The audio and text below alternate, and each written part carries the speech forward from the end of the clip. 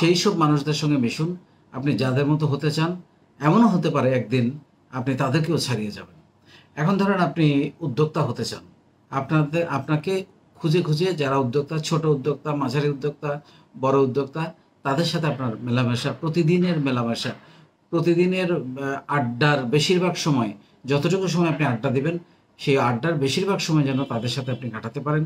সেটা সরাসরি হতে পারে, ফোনে হতে পারে, সেটা অনলাইন মিটিংয়ে হতে পারে, যেকোনোভাবে। আপনি যদি প্রতিনিয়ত উদ্যোক্তাদের সঙ্গে মেলামেশা করেন, আপনার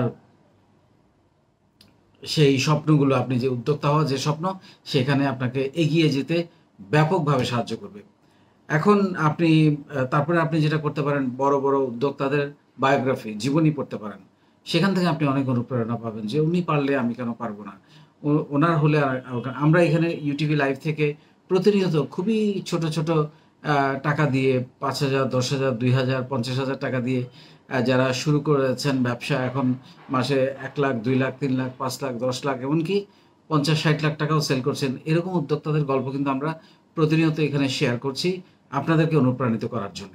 তার মানে আপনি উদ্যোক্তা হতে চান, এর অর্থ হচ্ছে আপনাকে প্রতিনিয়ত উদ্যোক্তা, ব্যবসায়ী এইসব মানুষদের সঙ্গে আপনাকে মেলামেশা করতে হবে। আপনি যদি চাকরিতে ভালো করতে চান, যারা চাকরিতে ভালো করছে এইসব মানুষদেরকে আপনার সাথে আপনাকে মিশতে হবে, তাদের সাথে গল্প করতে হবে। অফিসে বসদের সাথে একটা সুসম্পর্ক রাখতে হবে, যাতে আপনি সে একদিন ওই চেয়ারে যেতে পারেন আপনার যোগ্যতা দিয়ে, আপনার সময় দিয়ে।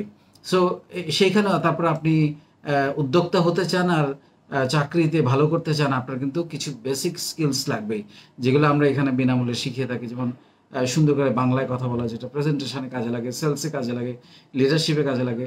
ইংরেজিতে আপনাকে কথা বলতে এবং লিখতে জানতে হবে, কম্পিউটার স্কিলসটা থাকতে হবে, ডিজিটাল মার্কেটিংটা জানতে হবে কিছুটা, যদি আপনি উদ্যোক্তা হতে চান বা মার্কেটিংয়ে কাজ করেন।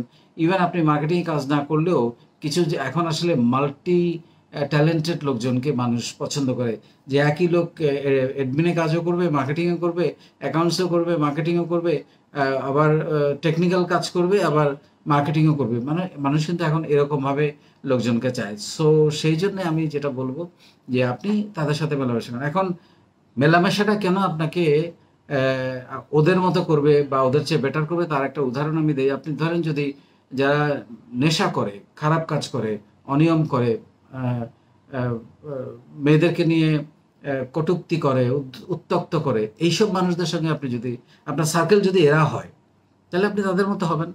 কিন্তু আপনার সার্কেল যদি ভালো মানুষ হয়, আপনার সার্কেল যদি ক্রিয়েটিভ মানুষ হয়, আপনার সার্কেল যদি পরিশ্রমী মানুষগুলো হয়, আপনার সার্কেল যদি আহ, বদলে দিতে চায় নিজেদেরকে, এরকম মানুষগুলো হয়, তাহলে আপনি সেদিকে যাবেন এবং আপনি এতটাই মনোযোগী হবেন ওই কাজের ভেতরে, আপনি তাদেরকেও একদিন ছাড়িয়ে যাবেন ইনশাল্লাহ। So this is very important যে আপনি প্রতিদিন, প্রতি সপ্তাহে, প্রতি মাসে বা সারা বছর ধরে আপনি কাদের সাথে মেলামেশা করছেন, আলটিমেটলি আপনি তাদের মতোই একজন হবেন। এখন আপনি কি ভালোদের সাথে মেলামেশা করে উপরে উঠতে চান, নাকি খারাপদের সাথে মেলামেশা করে ধ্বংস হয়ে যেতে চান, সেটা আপনার উপর নির্ভর করবে।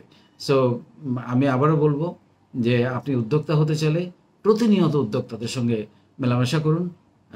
দেখবেন আপনার স্বপ্ন বিফল হওয়ার কোনো সুযোগ নাই।